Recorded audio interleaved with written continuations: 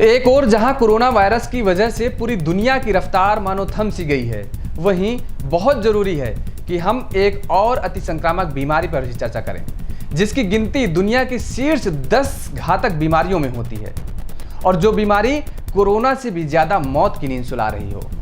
और इस बीमारी के मरीज उन्हीं चुनौतियों का सामना कर रहे हैं जिन चुनौतियों का आज कोविड-19 कोरोना हमारे सामने लेकर आया है। आखिर इतनी खतरनाक बीमारी कौन सी है और भारत में उसका कितना असर है, देखिए इस रिपोर्ट में। एक और जहां हम भारतीय कोरोना वायरस की महामारी को फैलते देख सदमे में हैं, अपनी सेहत और आर्थिक स्थिति को लेकर परेशान हैं। इस रोग के बढ़ते मामलों से निपटने में नाकाम बदहाल हेल्थ केयर सिस्टम को लेकर हम अपनी आवाज भी उठा रहे हैं। ऐसे में अखबारों और सोशल मीडिया में खबरों की इस तरह की हेडिंग आम हो गई है, लेकिन देश में एक ऐसा वर्ग है जिसके लिए वर्तमान स्थितियों में कुछ भी नया नहीं है। टीबी से जूझकर उबरने वाले सर्वाइवर्स लंबे समय से यही सब देखते सुनते आ रहे हैं। टीबी एक व्यक्ति से दूसरे व्यक्ति तक हवा के जरिए फैलता है, जो हर रोज लगभग 13,000 भारतीयों की जान लेता है। मरीजों की लिस्ट में भारत टॉप पर। भारत जानलेवा संक्रामक महामारी टीबी का गढ़ बन चुका है।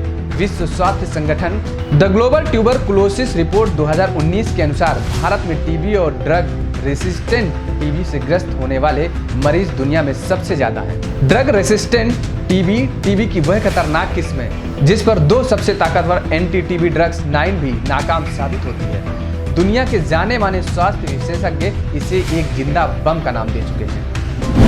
WHO को 4.4 लाख मौतों का था अनुमान।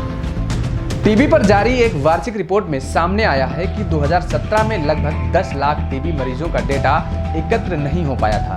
वहीं इसमें इस बार कमी आई है और सिर्फ 2.9% केस ही छूटे हैं। रिपोर्ट दर्शाती है 2019 में 79,144 टीबी मरीजों की मौत हुई है। हालांकि यह आंकड़ा भी WHO के अनुमान से बहुत कम है।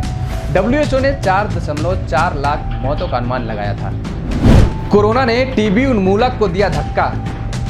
केंद्र सरकार ने 2019 में जारी अपनी एक रिपोर्ट में कहा था कि 2025 तक टीबी को भारत से खत्म कर दिया जाएगा। इस अभियान को गहरा धक्का पहुंचा है।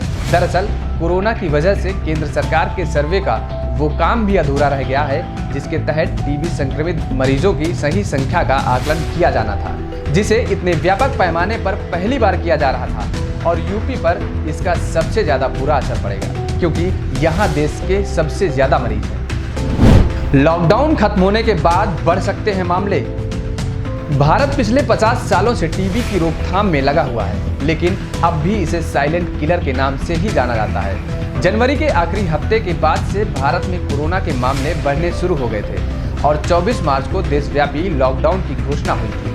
सरकारी आंकड़ों की तुलना करने पर पता चलता है कि कोरोना वायरस के चलते टीबी के मरीजों की रिपोर्टिंग या नोटिफिकेशन के मामलों में अप्रत्याशित गिरावट दर्ज की गई है और मामले गिरकर लगभग आधे पर आ गए हैं। सबसे खराब हालात उत्तर प्रदेश के। रिपोर्ट से सामने आया है कि आधे मरीज सिर्फ 5 राज्यों से सामने आए हैं। उत्तर प्रदेश से 20%, महाराष्ट्र से 9%, मध्य प्रदेश से 8% और जबकि राजस्थान और बिहार से 7% मामले सामने आए हैं। हालांकि केंद्र सरकार का कहना है कि 2025 तक देश को टीबी से मुक्त करा लेगी और यह लक्ष्य वैश्विक लक्ष्य से 5 साल पहले ही पूरा कर लिया जाएगा। बदला गया टीबी कार्यक्रम का नाम। भारत सरकार द्वारा इस महत्वाकांक्षी लक्ष्य के अनुरूप कार्यक्रम का नामकरण संशोधित राष्ट्रीय क्षय रोग नियंत्रण कार्यक्रम से बदलकर राष्ट्रीय क्षय रोग उन्मूलन कार्यक्रम कर दिया गया है। कोरोना से अधिक मृत्यु दर है टीबी का।